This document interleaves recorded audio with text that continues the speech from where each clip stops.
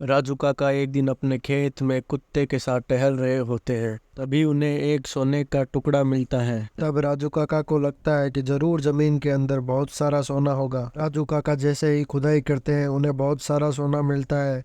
सारा सोना वो अपने घोड़े पर लाद कर वहां से चले जाते हैं। रास्ते में उन्हें कुछ लुटेरे मिलते हैं। अब लुटेरे राजू काका के पास आके उनका सोना लेना चाहते हैं, लेकिन राजू काका सबको पेल देते हैं। अब लुटेरों का सरदार राजू काका पर मिसाइल से हमला करता है। मिसाइल के हमले से राजू काका तो बच जाते हैं, लेकिन उनका घोड़ा वो मर जाता है और उनका सोना चारों तरफ बिखर जाता है। तभी राजू काका एक पत्थर फेंकते हैं जो कि लैंड माइन पर जाके लगता है और धमाका होता है।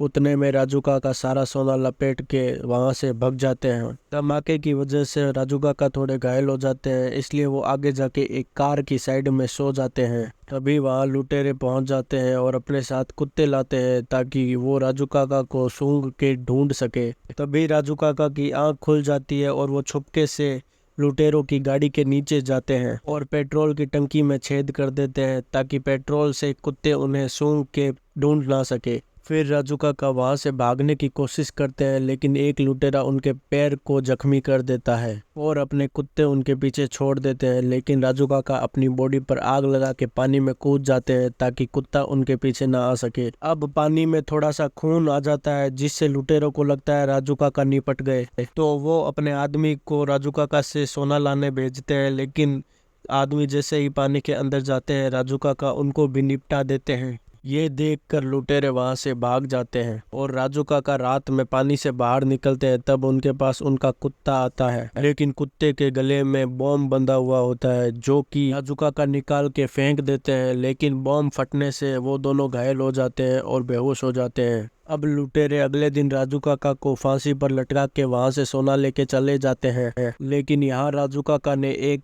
कील पर अपना पैर रखकर अपनी जान बचा ली होती है। तभी वहाँ एक छोटे प्लेन में दो लोग आते हैं जो कि राजू काका को मारने वाले होते हैं, लेकिन राजू काका उन दोनों को मार देते हैं और उनका प्लेन लेके लुटेरों के आगे पहुंच जाते हैं। लुटेरे जब प्लेन में देखते हैं तो उन्हें राजू काका नहीं दिखते। वहाँ एक मरा हुआ पायलट होता है। इधर राजू काका उन लड़कियों को बचाने के लिए पहुंच जाते हैं और उनको आजाद कर देते हैं। अब सब लोग मिलके लुटेरों की लंका लगा देते हैं और उन्हें बहुत तेज पेलते हैं। सारे लुटेरों को मारने के बाद सरदार को भी राजू काका मार रहे होते हैं। तभी वहां पर एक बाइक आती है। बाइक पर दो आदमी होते हैं जो कि राजू काका को पहले से जानते थे कि वो कितने खतरनाक आदमी हैं, इसलिए दोनों लोग बाइक छोड़कर वहां से भाग जाते हैं। फिर उनकी बाइक लेके राजू काका वहां से निकल जाते हैं। सरदार को लगता है कि वो जिंदा बच गया, लेकिन सामने से वही लड़की आती है और सरदार को पेल देती है।